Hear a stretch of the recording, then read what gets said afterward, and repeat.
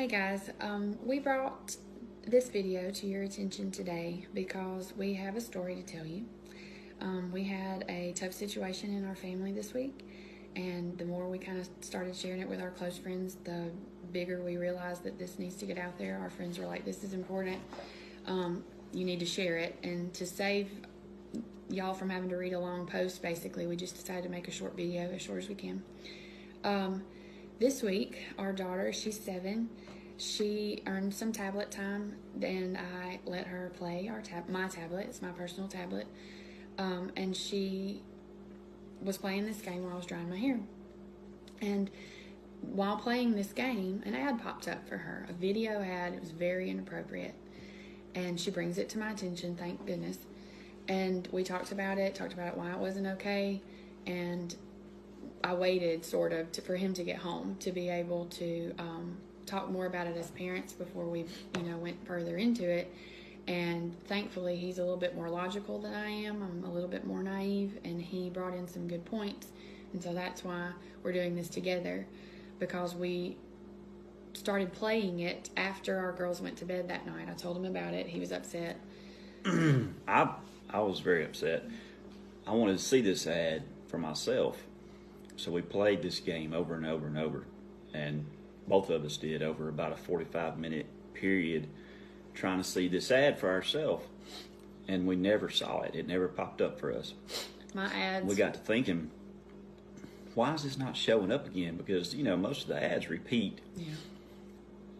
And I had the idea, maybe this is targeting her. Is it tailor-made for people? Which blew our minds a little bit. Then we started thinking about it, and I think this is a good point. Our ads were all picture ads, ads that could be skipped, go on to the next level, this and that. Scarily enough, my ads were education ads, and his ads were about agriculture. But again, a picture ad that can be skipped and go on to the next level. So he had a really good idea. I put another phone in front of my face so the tablet couldn't see me, it could see her picture, our daughter's picture. Yeah. And immediately the ads changed. They changed from picture ads that you could skip to video ads that were a little bit longer. But still this ad never popped up. We could not get it to pop up for just us. So we put it away for the night. We talked about it, and the next morning, again, wanting to figure out why it plays for just our daughter, we decided that we could put it in her hands and let her try one more time. So we handed her the tablet, she played the app, and on the very first ad, guess what popped up? The inappropriate ad, immediately. And we became even more scared because we realized the depth of this ad. And I know we've tiptoed around how to say this, and we're just going to put it out there, speaking truth for what it is, because there's so many facets to this video. Basically what it exposed our children to was, first off, a homosexual relationship, which is something that we, have already talked and discussed with our daughters. But even way further than that, it advertised lying in a marriage. It advertised adultery in a marriage. It advertised deceit and cheating. On top of all of this, okay, yes, our antenna went up at the beginning, but it just became so much more when we realized how many inappropriate things were targeted, and that our 7-year-old understood.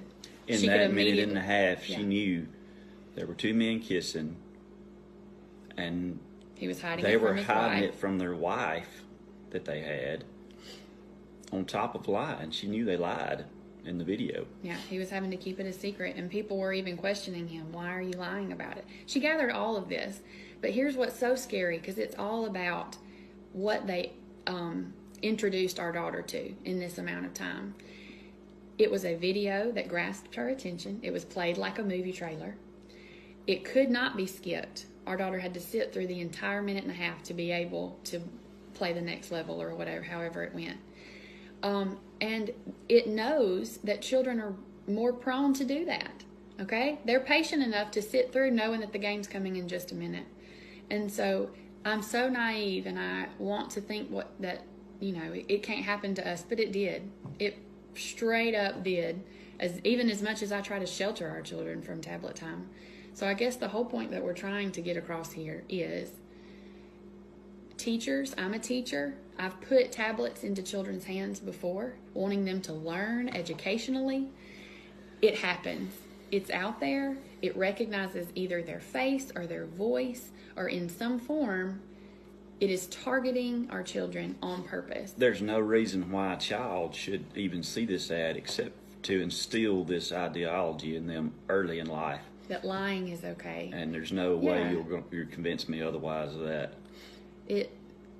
Targeted marketing for children should be apps, other apps, toys, TV shows, something that should grasp her attention that would make her want to buy it. I would get that. That makes sense.